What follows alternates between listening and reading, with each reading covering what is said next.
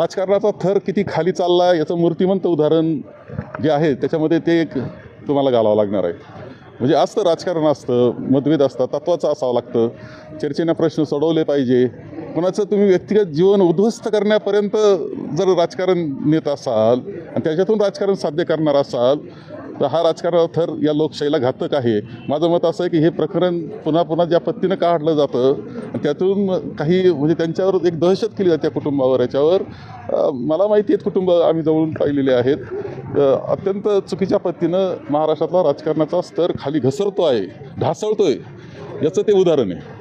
सरकारची आजची परिस्थिती अशी आहे की संजय निराधारचे सुद्धा रकमा जात नाही आहेत, कोणतं अनुदान जात नाही आहे, श्रावणबाळ योजनेचं नाही.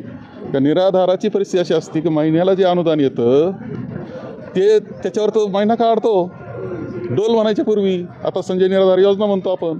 अरे जर निराधाराला तुम्ही आता काही देऊ शकत नसाल तर आता तुमच्या इतकं म्हणजे आता काय शब्द योग्य शब्द म्हणायचं म्हणजे तुम्ही सरकार म्हणून काम करण्यास योग्य नाही असं माझं मत आहे. तुम्ही पालन करते नाही, निराधाराचे पालन करते नाही की सरकार म्हणून ती जबाबदारी आहे. इथं तुम्ही आज स्वतःची अर्थव्यवस्था करून ठेवलेली आहे आणि आता सांगता की आता पैसे नाही, हे नाही, हे सांगण्याचा अधिकार त्यांना नाही.